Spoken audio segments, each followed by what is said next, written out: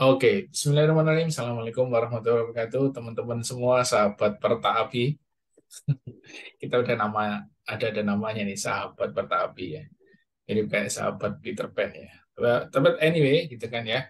Hari ini kita akan lanjut lagi ke podcast Pertaapi untuk periode ya 2023 di season pertama ini dengan narasumber saya yang akan menemani saya untuk ngobrol-ngobrol 30 menit ke depan yang luar biasa banget, di mana beliau ini masih muda, tapi sudah banyak pengalaman, syarat pengalaman, dan sudah melalang buana kemana aja gitu ya, kemanapun, bukan kemana aja ya. Oke teman-teman, kita sambut narasumber kita hari ini, tapi sebelumnya terima kasih atas atensinya ke podcast Pertaapi yang disponsori oleh CV Berkah Sinergi Nusantara dan juga PT Petrolab Services. Oke, siapa dia? Kita panggil narasumber kita hari ini, teman diskusi saya dan juga bintang tamu untuk di podcast kali ini, Mas Adi. Mas Adi, Assalamualaikum Mas Adi. Waalaikumsalam, Mas Tommy. Apa kabar, Mas? Alhamdulillah baik Iya, ini. Kita lama nggak ketemu fisik ini ya. Kayaknya iyalah, kita terpisah benua kan, Mas? Iya, bisa benar. terpisah benua. Iya, Sorry Mas Adi ganggu iya. waktu Sehat, Mas? ini. Alhamdulillah, alhamdulillah sehat, ya. Agak sedikit inilah gitu. Iya, Oke Mas Adi, iya, mungkin kita ngobrol-ngobrol nih karena hari Minggu kita bincang-bincang santai untuk hari ini ya Mas Adi ya. iya, iya. Dengar-dengar kemarin habis dari Surabaya ya Mas Adi ya. Iya, jadi ada Ah, acara lah di sana. mm-mm, mm-mm. Beracara rutin sih itu kita lakukan tuh. Ah, keren juga ya kayaknya. Udah berapa kota itu Mas Adi? Ah, kalau berapa kota sebenarnya itu kita lebih melihat ke ininya sih, Mas.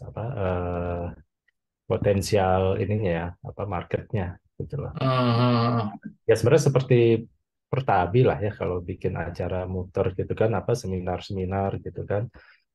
Melihat melihat potensi mana nih lokasi-lokasi yang sekiranya bisa kita tingkatkan growth-nya lah di situ kurang lebih lah. mm-mm. Tapi Minimal sebelum membuka kita, jaringan lah. mm-mm. Oke, Iya minimal membuka jaringan.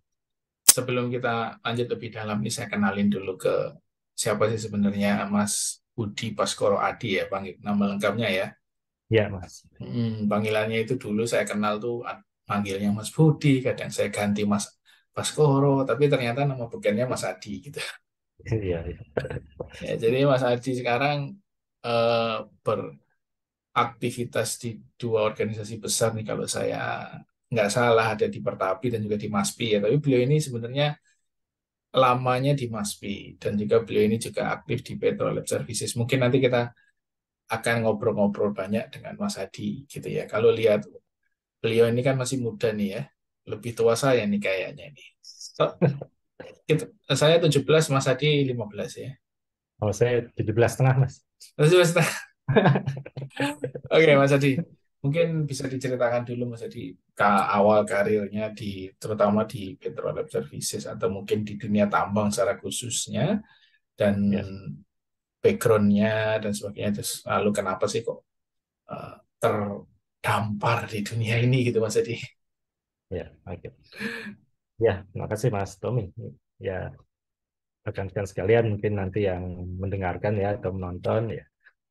Ya, jadi saya Budi Baskoro Adi. Ah, Panggilan saya memang banyak, Mas. Ya. Jadi ada yang manggil saya Budi, ada yang manggil Adi. Nah, sekarang teman-teman kuliah malah beda lagi, ada panggilan lain lagi, ada beberapa nama lagi lah. Gitu. Jadi memang banyak namanya ya. Tapi kalau saat ini ya saya banyak dipanggil Adi ya. Gitu. Jadi saya eh, ya saat ini saya bekerja berkarir di Petrolab Services ya. Jadi Petrolab Services sebenarnya saya generasi kedua sih Mas di Petrolab Services ini. Gitu. Jadi waktu itu yang mendirikan ayah saya, ya. Jadi saya melanjutkan. Saya masih ada, eh, masih berkantor juga sebenarnya, tapi ya beliau sudah inilah usianya Sudah sudah lanjut. menyerahkan tongkat Ya, estafet lah ya. Ya, gitu. Ya, oke, Jadi oke, kalau oke. sudah 82 tahun, Hmm, ya masih inilah untuk aktivitas tetap masih datanglah ke kantor sesekali gitu ya. Tapi secara operasional segala macam itu keputusan itu saya yang menjalankan lah gitu. Nah, kemudian ya kenapa tiba-tiba bisa di dunia tambang ya karena memang core bisnis Petroif itu kan memang dari awalnya dari pengujian minyak pelumas dan bahan bakar hmm, mas. hmm. Minyak pelumas dan bahan bakar di mana ya sektor market terbesarnya ya di tambang gitu. Tambang ya. Meskipun Hmm, semua sektor industri itu membutuhkan ya manufaktur, hmm, tekstil, pembangkit tenaga listrik segala macam itu semua yang menggunakan oli baik sebagai minyak pelumas ataupun kalau hmm, di apa pembangkit itu kan trafo ya itu ada olinya juga tapi dia sebagai insulator kan hmm. nah, butuhkan pengujian. Tapi eh, sektor terbesarnya, market terbesarnya yaitu di tambang. Ya udah akhirnya hmm, banyak sebagian besar customer dari Petrol itu ya dari sektor tambang. Sektor tambang. Tapi kalau backgroundnya Mas Adi sendiri, Nah, background saya sendiri apa sebenarnya dari tambang? agak menyimpang, Mas. Bukan agak, memang menyimpang. Emang sekarang banyak yang menyimpang gitu ya. Iya, Perilaku menyimpang, ya kan? Karir iya. menyimpang termasuk salah Asal ya satunya. betul. Asalkan jangan perilakunya yang menyimpang gitu ya. Tapi Ya, ya, kalau ya. ini saya background saya justru bukan dari teknis sama sekali, Mas. Saya punya Hmm, background teknis ya. Justru background saya di sosial, ya ilmu sosial, ilmu psikologi gitu ya. hmm, Jadi ya jauh lah dari bidang teknis, tapi ya kebetulan juga ya kebetulan itu saya punya teman-teman, punya tim itu hmm, hmm, hmm. yang asik lah ya, yang enak dan kalau saya bertanya gitu ya, maksudnya bertanya untuk saya supaya lebih memahami gitu ya, itu mereka bisa menjelaskan dengan bahasa yang awam lah bisa dibilang. Ya akhirnya saya sedikit-sedikit belajar dan memahami gitu kan. Karena mau nggak mau saya harus berusaha memahami juga kan apa yang saya lakukan, apa yang saya kerjakan. Kalau dulu kuliah di mana Mas Adi? Saya di UI Mas, Oh, di S1 saya di UI. UI. Ya. Anak Salemba nih ya. Oh enggak, kalau anak Salemba mah generasinya udah beda Mas. Saya anak Depok, Oh, oh, anak Depok ya. Ya, ya. anak Depok. Salemba tuh 80-an Mas. Oh, Salemba 80 ya. Psikologinya masih di Salemba waktu itu ya. Ya, sekarang mulai Sekarang udah di Depok. 86 kan pindah ke UI gitu kan. Saya Oke. 98 di UI S1. Oke, oke. Wah, ini berarti termasuk generasi-generasi yang pernah manjat gedung MPR nih, jangan-jangan. Nah, gitulah. Ah, ya, ya, ya, Ya ya. kena gas air mata pernah lah gitu. Alhamdulillah. Untung kerja di Petrolab ya, jadi bisa tahu cara mengantisipasi kalau kena gas air mata ya kan. Iya, iya. Oke, Mas Adi. Eh, ngomong-ngomong dulu ceritanya gimana sih Mas untuk mungkin kalau tadi dibilang generasi kedua dari Petrolab Services gitu kan. Ya, Cerita awalnya ketika adanya Petrolab barangkali bisa di-sharing oleh Mas Adi ke teman-teman nih. Karena kita tahu kan penanya jasa laboratorium oli analisa itu kan ya, Petrolab ini termasuk yang menduduki papan atas di Indonesia ya. ya. Nah, mungkin bisa Alhamdulillah. bagi bagi sharing juga gimana perjalanannya dulu, eh, cikal bakalnya atau sukses point gitu, Mas Adi. Ya. Jadi awalnya itu sebenarnya ini kalau mau cerita sejarah sangat awalnya ya, sejarah sangat awalnya itu malah dari kakek ya, kalau mau dibilang ya.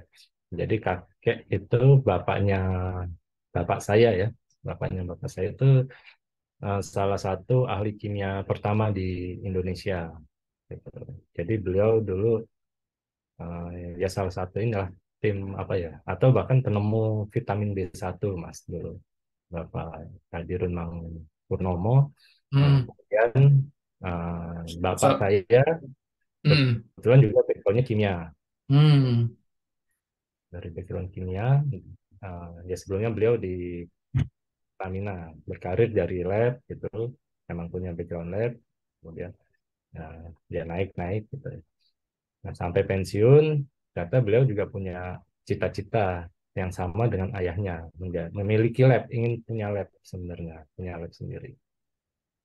Tapi ya gitu, namanya sudah bekerja di korporasi besar ya, udah terima gaji rutin, ya Hmm. terbuai kan, terbuai sampai pensiun gitu maksudnya. Jadi Petrohead itu baru didirikan setelah ayah saya pensiun. Hmm. Tahun berapa itu Beliau, Mas Adi? beliau di usia 62 tahun saat itu mendirikan Hmm. Petrohead tahun 2002. 2002. Oke, oke. 2002. Nah, itu saat itu saya eh, belum lulus tapi kuliahnya udah selesai. Tinggal wisuda lah ya. Ya, tinggal udah selesai skripsi juga masa. Jadi ya saya bantu-bantu inilah apa ya, bisa bilang seperti magang lah ya gitu. Hmm, hmm, hmm, hmm, hmm. Bantu MT lah ya, MT ya, manajemen ya training. MT gitu. MT di situ. Nah, terus itu 2002 ya sampai kurang lebih 2004. Nah, tadi Hmm. saya sampaikan kebetulan di dalam situ saya bertemu dengan teman-teman ya kan ya waktu saat itu masih sedikit ya tapi kebetulan eh, yang masuk itu timnya atau orang-orang ini sangat kompeten lah ya. Nah, Hmm. teman-teman itu ya itu saya belajar dari situ. Apa sih ini lab oli gitu loh, Hmm. manfaatnya apa gitu kan. Ternyata Hmm. analogikannya juga sederhana gitu kan, seperti kita cek darah ke lab kesehatan gitu kan. Iya, betul, betul. Oh, kalau kolesterol tinggi nih potensi nanti kena penyakit apa. Kalau gula darah tinggi Waduh. potensi apa. Nah, begitu juga kan di lab oli kan begitu juga kan. Iya, iya, iya. Jadi ingat kolesterol saya nih kan, Mas Adi Terus ingat itu. jangan diingat-ingat Mas. Oke, oke, oke. Itu Lalu ya Mas, dari situlah kurang lebih. oh Hmm, jadi sebenarnya dreamnya udah lama, tinggal cuman ya, dreams come true-nya 2022 gitu ya Mas Adi ya. ya. Tapi saya sempat ini dulu, sempat keluar dulu. 2004 saya keluar dari Petrolab. Ya, Hmm. namanya ini kan ya apa, Ingin anak muda lah melalang ya waktu buana. itu. Nah, Iya, ya, benar, saya benar, mencari benar. pengalaman dulu di tempat lain. Hmm, hmm, Baru tahun 2010 saya kembali lagi. Ya saat itu memang hmm, niat saya karena saya sudah sempat terlibat di awal ya. Saya melihat ini Petrolab sangat mungkin dan sangat bisa untuk dikembangkan. hmm, Makanya ya, akhirnya ya udah saya tahun 2010 punya niat, udah saya kembali ke Petroleum dan saya itu kan ayah saya udah 2010 itu berarti 70 tahun lah ya kurang lebih. hmm. Dan ya udahlah saya bantu ayah saya di situ dan dengan niat ya untuk mengembangkan Petrolab ya. Petrolhead, ya, ya, ya. Wah, luar biasa sekali. Jadi kalau sebenarnya dilihat dari usianya ini masih 10 tahunan lah ya Mas ya. Ya di Petrolabnya saya Petrolheadnya. Bukan, ya Petrolhead berdiri tadi 2000. 2002 Mas. Oh, 2002, berarti udah 20 tahun lah ya. 20 tahun ya. Ya, ibarat kalau manusia itu sudah matang ya, udah menginjak perguruan tinggi itu. Ya betul. Lagi mau Iya, skripsi lah ini mau gitu kan. skripsi. Lalu, kalau boleh tahu tuh, apa namanya, tadi dibilang bahwa kakek ya, kakek termasuk ahli kimia ya Mas ya. Iya, Penemu B1 itu. Waduh, itu berarti vitamin B pertama ya, B1 ya. betul Kan ada Mas. 12 kalau nggak salah ya. Iya, ya waktu itu kan Hmm. peneliti utamanya sebenarnya orang Belanda kan. Tapi Hmm, karena hmm. ya begitulah kita dijajah kan, akhirnya nggak boleh nama nama Nama Indonesia itu yang muncul. beliau. Jadi yang Hmm. muncul kan nama Belandanya. Wah, ya, ya, ya, ya, ya. Jangan-jangan Mas Adi punya nama Belanda juga nih. Bos. Nama Indonesianya Budi Baskoro Adi, nama Belandanya Budi van Basten. Iya, iya. Oke, oke, oke. Wah, menarik banget nih ya. Jadi teman-teman kalau mau mengulik-ngulik sejarahnya petroleum seperti yang di info Mas Adi tadi gitu. Jadi emang Ya, kalau saya kasih highlight di sini adalah semuanya itu berawal dari dream gitu ya. The beli dreams betul come Mas. true. Benar, benar. Jadi Betul. karena awalnya dream dan mungkin sempat belum terwujud di saat itu karena tadi di info Bapak masih asik bekerja. Tapi namanya dream itu selalu terngiang-ngiang di pikiran ya Mas Adi ya. Betul, betul. Jadi Ya, tapi ya ketika kembali Mm-mm. mewujudkannya ya memang harus harus harus benar-benar punya power kan, melakukan keinginan betul yang kuat ya. Ya ya betul benar. Selama ada dreamnya, selama dreamnya nggak hilang, dan kalau itu memang dream yang sangat kuat, pasti nanti akan ada semacam, kalau bahasanya di engine itu ada ignition point gitu. betul Pasti betul akan Mas. ada ignition point yang pas, dan di situ bisa menyalakan atau meledakkan ruang bakar gitu kan ya. Betul betul, Mas. Sehingga akhirnya bergeraklah itu piston misalnya, akhirnya udah wujudin Langsung. aja, gitu. Lalu Betul. sebenarnya kalau boleh tahu visi besarnya nih di Petrolab kan, bisnis pasti cari uang ya kan. Tapi saya yakin setiap perusahaan yang bisa survive bahkan sampai 20 tahun, mungkin nanti bisa sampai long lasting, pasti punya visi besar sih, Mas Adi. Kira-kira apa sih sebenarnya visi besarnya Petrolab ini? Ya, jadi uh, visi besar Petrolab itu sebenarnya uh, ya menjadi laboratorium independen yang Hmm. reliable, ya, Mas, tentunya. Karena Hmm. kalau kita bicara laboratorium itu, kan kita bicara dengan data hasil uji. Hmm. Nah, itu jadi kami itu sangat berpegang pada metode-metode pengujian ya, baik yang berlaku internasional Internasional. Hmm. ataupun nasional gitu kan. Hmm. Gitu. Jadi ya kami sangat memegang itu dan sangat apa ya menjaga lah, menjaga Hmm. kualitas kerja, kualitas hasil ujinya, ya, itu sangat kami jaga. Ya. Jadi teman-teman di Petrolab itu baik mulai dari level analis maupun sampai Hmm. level supervisor manajernya itu terutama yang di teknis ya, yang di lab itu memang ya alhamdulillah ya mereka sangat juga menjaga itu ya. Hmm. Bagaimana Hmm. pengujian-pengujian itu dilakukan dengan seakurat mungkin dengan ya sesuai dengan metodenya lah yang Nah, itu dilakukan. memang ada standarisasi metodologi pengujian ya, kalau secara apa ISO kah atau apa itu, Mas Adi? Ada ya, ya ada ISO, ada Hmm. STM kan kalau Amerika, ada IEC, Hmm. Hmm. Hmm. macam misalnya. Oke, Metode. wah ini baru tahu saya ini, baru tahu, baru tahu ini. Jadi kenapa harus independen tadi bahasanya, Mas Adi? Lembaga pengujian independen. Ya, jadi laboratorium itu kan ya tadi kembali berbicara dengan data uji kan ya. Nah ini Hmm. kan jika terjadi sesuatu ini data inilah yang akan menjadi pegangan ya. Hmm. Kalau terutama jika ada dispute atau ada apa ya kejadian tertentu lah ya anggap kalau case lah case yang di dunia pertambangan gitu kan ya mesin-mesin peralatan berat itu melakukan apa ya condition based monitoring ya sebenarnya kan Hmm. tujuannya itu ya Ya. kan mereka untuk melakukan maintenance ya jika terjadi sesuatu trouble ya nah itu kan Hmm. bisa dilihat dari situ dan itu juga salah satu referensi ya atau ya referensi lah untuk mereka bisa bisa Hmm. klaim ya ke manufaktur kalau memang ada yang abnormal dari hasil ujinya Betul, tersebut. betul. Dan Jadi memang meskipun datanya harus independen, artinya tidak dipengaruhi oleh pihak manapun. Ya, titis apa yang dibaca itulah yang betul, disampaikan gitu maksudnya ya. betul, Oke, betul, oke. Bukan berarti misalnya yang dibaca adalah data dari PT tertentu, maka akan disesuaikan, tapi semuanya sama apa yang muncul itu yang disampaikan. betul, betul. Ya, ya, Tapi ya, ya, sebenarnya ya. kuncinya sih satu mas dari lab Apa itu. itu? Mm-mm. Sebenarnya justru bukan di labnya kuncinya. Kuncinya Mm-mm. justru pada saat samplingnya. Ketika Samplingnya, kenapa itu? samplingnya sudah apa eh, Terkontaminasi misalnya? tidak ya Hmm. terkontaminasi atau cara samplingnya tidak sesuai Tidak proper. prosedur gitu, Mm-mm. tidak proper ya. Ya mau metode apapun ya hasilnya ya sesuai Yes. dengan apa yang diambil sampelnya itu. Nah, itu kalau bahasa saya itu garbage in, garbage out. Nah, betul, betul. Jadi kalau Ya, ngambilnya, akhirnya jadi garbage mm-mm. data kan. Padahal sebenarnya kalau katanya sekarang, kalau bahasanya orang-orang instrumen atau orang-orang AI, kan sudah ada AI, ada black box, garbage in, bisa jadi something delicious. Oh, Wah, betul. Katanya gitu katanya. Tapi saya ya keep it in, keep it out lah, gitulah kira-kira. Saya setuju.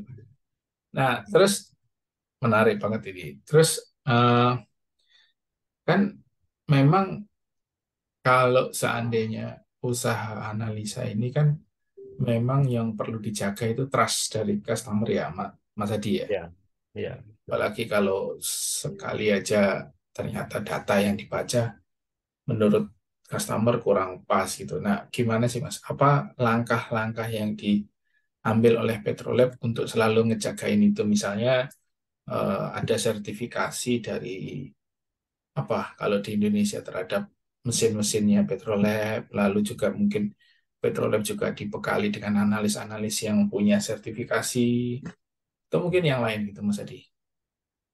ya. Jadi minimal itu apa? Ya tadi dari segi pengujian Hmm, kami Petrolet ya itu selalu mengacu kepada referensi metode yang berlaku. Ya. hmm, Tadi berlaku internasional maupun nasional ya. nasional. Karena Hmm, kan ada juga yang customer maunya dia pakai yang nasional aja ya, udah kita ikuti. hmm, Ya, tapi ada juga kan yang harus yang internasional ya, kita ikuti. Itu acuannya selalu ke situ. Yang pertama hmm, dari prosedur pengujiannya. Kemudian hmm, dari analisnya sendiri yaitu juga kami selalu rutin itu melakukan apa uji kompetensi ya, sertifikasi, sertifikasi. sertifikasi sebagai analis gitu ya. Itu BNSP ya, sertifikasinya itu BNSP. Ya, Hmm, nah, secara nasional lah ya minimal. Gitu. Dan ada juga yang acuannya untuk yang memberikan apa ya interpretasi ya kalau kalau bahasa kami ya interpretasi. Jadi dari hasil hasil uji itu kan terutama untuk yang sampel apa sampel minyak emas ini hmm, nanti kita berikan rekomendasi ya. Nah itu yang hmm, memberikan rekomendasi itu juga tersertifikasi itu bahkan secara internasional hmm. kami J- ikutkan ke sertifikasi internasional. hmm. Mantap ini ya. Nah, lihat kalau lihat profilnya Mas Adi ini teman-teman pasti ketemu langsung searching aja nama beliau langsung ketemu di Maspi nih Mas Adi ini sebagai sekjen ini. Kita ini kayaknya sama-sama lagi sekjen sama sekjen lagi ngobrol ini ya. Sama sih ya obrolan sekjen. Nah, apa mungkin bisa dijelaskan sebenarnya visinya Maspi sendiri apa, lalu kenapa dulu dibikin Maspi, kenapa juga Mas Adi tertarik untuk bergabung di situ, apa karena memang terjadi area yang sama atau mungkin ada intention yang lain yang bisa diceritakan Mas Adi. Ya, ya, jadi kalau Mas Pri itu sendiri kebetulan ya ayah saya waktu itu juga sempat lah ikut terlibat beberapa kali waktu beliau masih ya. Hmm, Ya. Tapi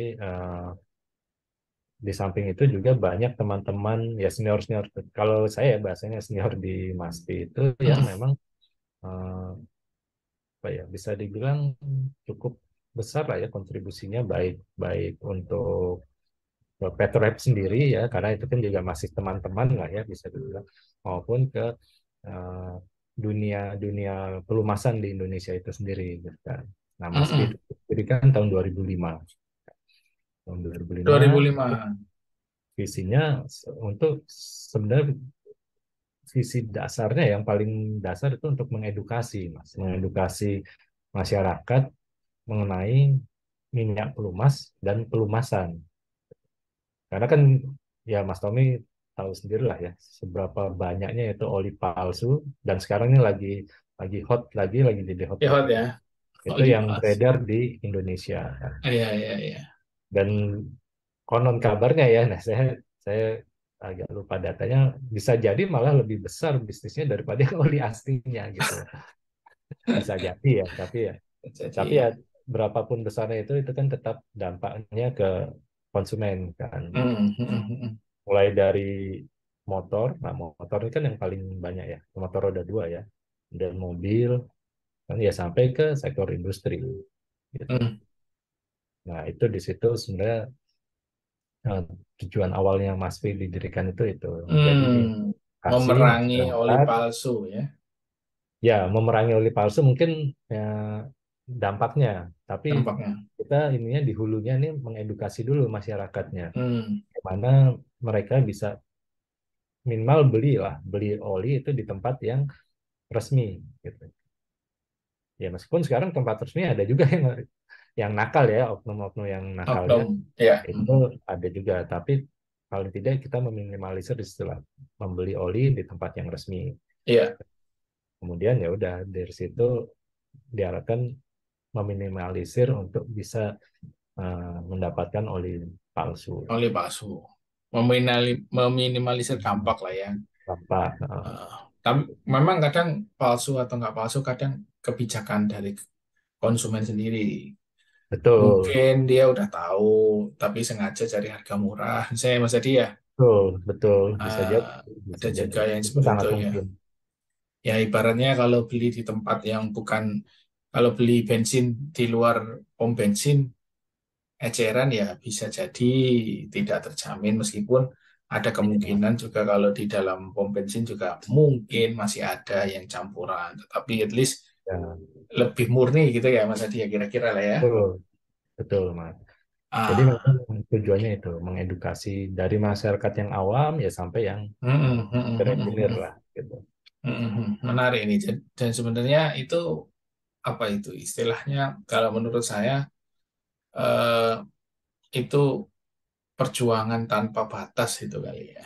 Karena nggak Betul, mungkin berhenti. Karena kalau kita bicara supply and demand, selama ada yang minta mah pasti akan ada betul, suppliernya ya. betul, Selama ada yang beli betul, pasti ada yang suppliernya. Kalau yang beli udah habis baru. Nah, tapi dan nggak mungkin nggak yang beli oli palsu itu habis gitulah kira-kira ya. Jadi selama ada betul. potensi itu Mas Biang tetap ada. Nah, Ya. kalau Mas Hadi ini kenal Pertapi mulai kapan Mas Hadi? Nah, saya kenal Pertabi baru tahun lalu, Mas, sebenarnya.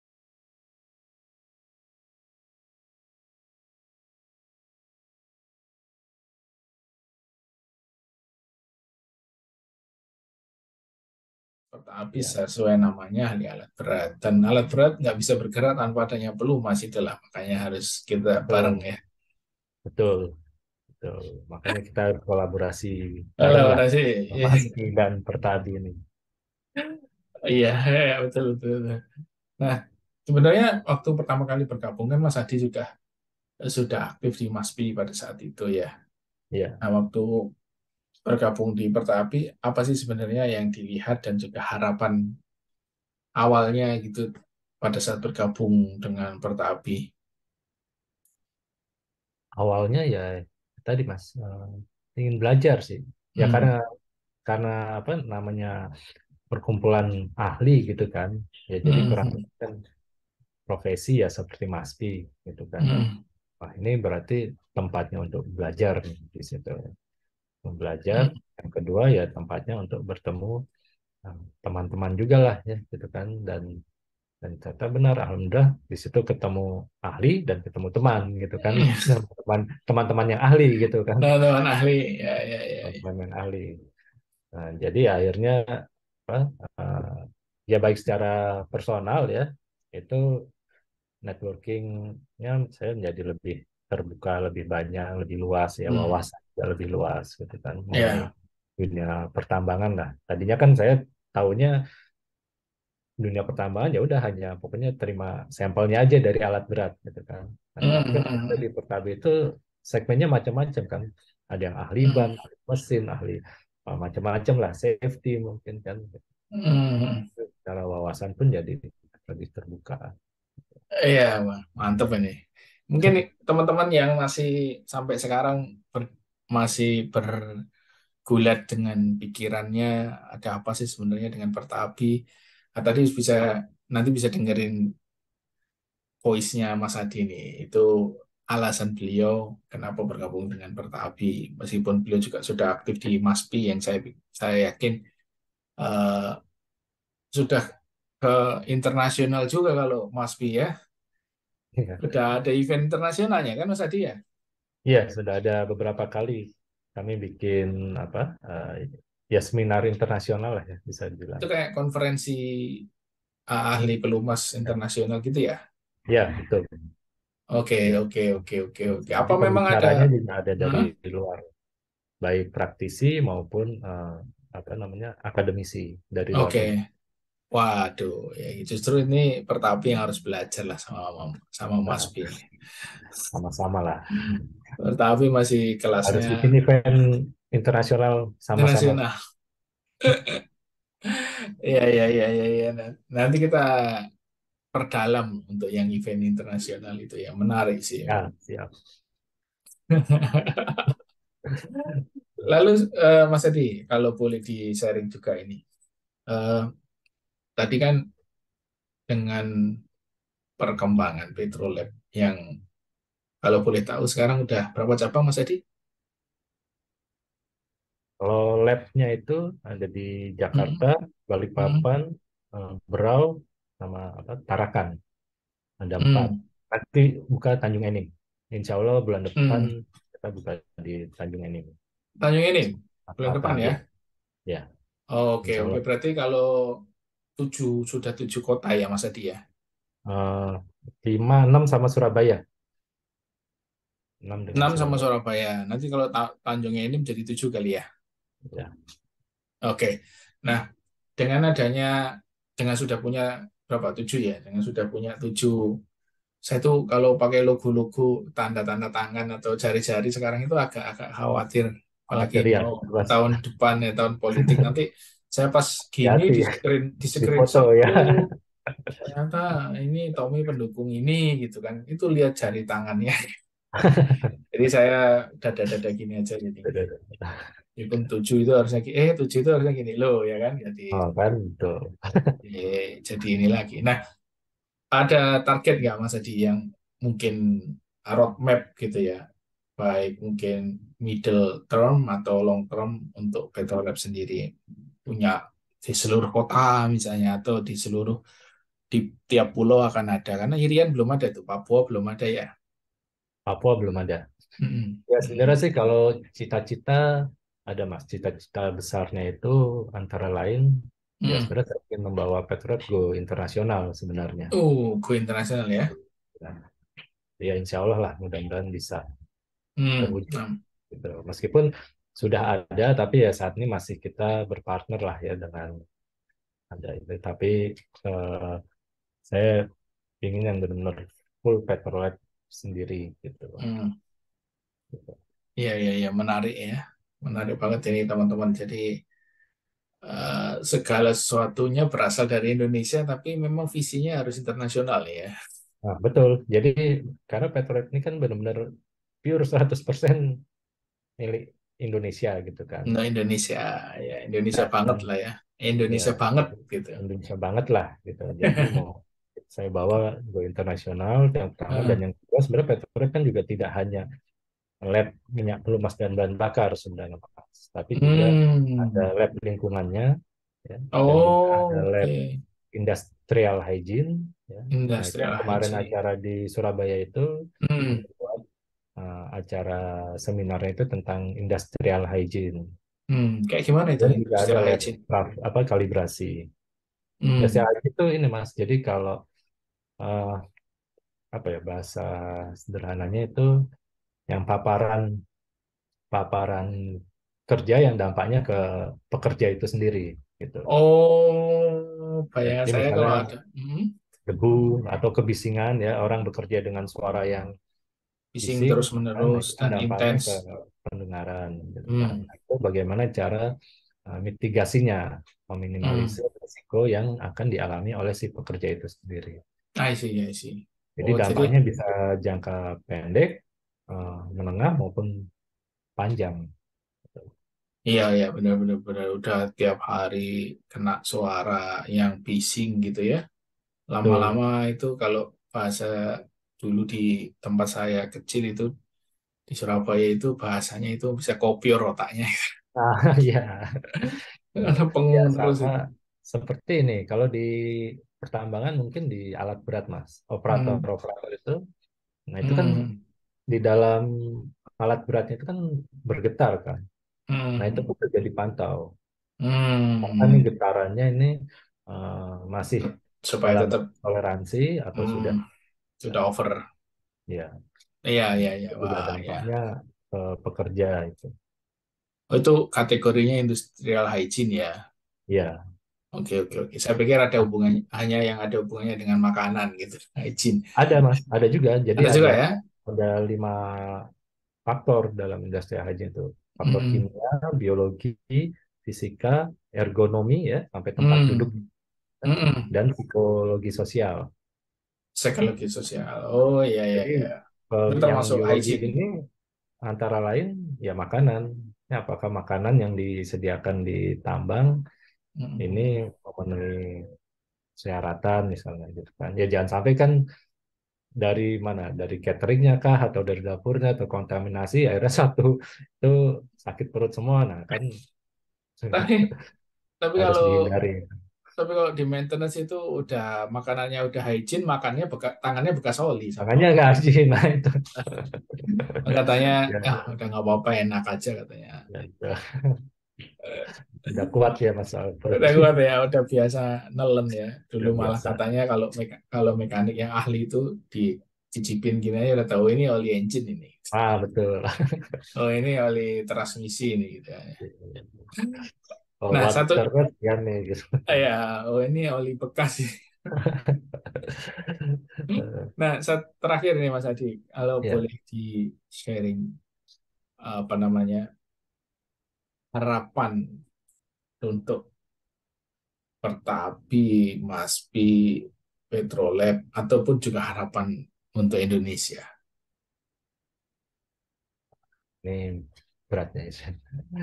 Jadi tapi karena gimana ya? eh, Dari Petrolab sendiri sebenarnya Petrolab itu juga sangat apa ya sangat peduli ya Mas dengan dunia pendidikan gitu kan. Kemudian saya bertemu dengan teman-teman di MASPI Mm-mm. itu juga ternyata oh, memang tujuannya MASPI ini untuk mengedukasi gitu kan. Jadi Hmm. pendidikan juga. Dan kemudian sekarang ketemu teman-teman Pertadi ternyata juga salah satu misinya untuk mengedukasi juga bahkan mau mendirikan Hmm. sekolah kan Pertadi gitu. Insya Allah, Insya Allah. Uh-uh. Nah, ya, jadi saya melihat memang kualitas pendidikan di Indonesia ini memang harus harus ditingkatkan karena Hmm. kualitas sumber daya kita tuh sangat sangat baik, tidak bisa Hmm. apa ya. Justru saya beberapa tahun yang lalu ya itu sangat sangat apa ya bisa dibilang sebenarnya nggak apa ya nggak anti ya tapi apa ya kok kita selalu dikalahkan dengan ekspat-ekspat gitu kan. Nah, padahal sebenarnya kualitas sumber daya kita itu tidak kalah dengan para ekspat ya. Dan Hmm. itu yang kita harus bisa mampu dan bangga sendirilah dengan kompetensi kita sendiri gitu kan. Dan dari situ kan nanti outputnya akan tentunya ke kesejahteraan. Hmm. Jadi pendidikannya di apa ya ditingkatkan, semua orang bisa mampu untuk melakukan apa yang mereka inginkan dan hingga outputnya nanti tentunya ke kesejahteraan ya di mana Kesejahteraan. ya semoga apa ya baik Petrolet, Maspi, Pertabi gitu kan bisa bermanfaat lah bagi Amin. orang gitu kan. Betul, betul, betul. Ini semuanya sebenarnya kita punya visi supaya Indonesia ini maju ya. Dengan cara Betul, kita gitu betul, kan ya. betul, Kita bantu bangsa ini untuk bisa lebih maju lagi dan mampu bersaing gitu. Nah, betul. wah keren lah, keren memang. Memang visioner banget ini Mas Adi. Ini generasi 98 ini emang top lah ya. Generasi demo Mas. Generasi 98 ini emang top ya. Demo. Mm. Oke, Mas Adi, eh, boleh kasih satu terakhir nih, apa namanya, semboyan nih, gitu ya. Semboyan yang sampai sekarang Mas Adi pegang gitu. Semboyan atau mungkin apa, kata-kata mutiara kali ya. Apa Ya istilah? kalau apa ya Itu ya, mungkin semboyan yang, atau prinsip yang Mas Adi pegang. ya kalau bagi saya ya apa ya wah ini filosofis ya. Hmm. Ya, hidup itu inilah tidak boleh hanya sekedarnya lah gitu. Hmm. Harus lebih lah lebih gitu loh. Jadi jangan hanya sekedarnya, tapi kita harus lebih. Lebih itu dalam arti ya kita berusaha lebih untuk menjadi lebih baik, gitu ya. Hmm, Ya, jangan hanya berpasrah saja ya, tapi ya ada sesuatu yang kadang memang harus kita perjuangkan, gitu. hmm, hmm. Jadi hidup harus lebih dari sekedarnya lah. Ya, Mungkin singkatnya seperti itu. Agar jangan kita bisa biasa-biasa tentunya aja ya. bermanfaat untuk banyak orang. Itu yang lebih pentingnya, Mas. Agar Hmm, kita tidak untuk diri sendiri, tapi eh, bisa bermanfaat untuk orang lain. itu orang lain. Eh, luar biasa banget teman-teman. Filosofis banget, berat banget itu. Meskipun kelihatannya sederhana, hidup ini jangan biasa-biasa aja. Karena kalau katanya Buya Hamka, kalau mau biasa-biasa aja, hidup ini kalau cuma buat makan, kerbau juga makan, ya kan? Kalau hidup ini Betul. cuma buat kerja, kerbau juga bekerja, gitu. Nah, apa yang bisa bikin kita lebih dibandingkan kerbau, gitu? Yaitu harus bermanfaat untuk orang lain. Wah, luar biasa, Mas Adi. Terima kasih, Mas Adi, atas kesediaannya untuk jadi Ya, masih banyak Mas bintang Tommy. tamu dan narasumber podcast kita kali ini. Mudah-mudahan sukses terus buat Petrolab. Amin. Mas Tommy juga Amin. dan Perkadi. Ya. Kita kolaborasi untuk bisa bikin event internasional, Mas Adi. Siap, Mas. Siap. Terima Siap. kasih. Assalamualaikum warahmatullahi wabarakatuh.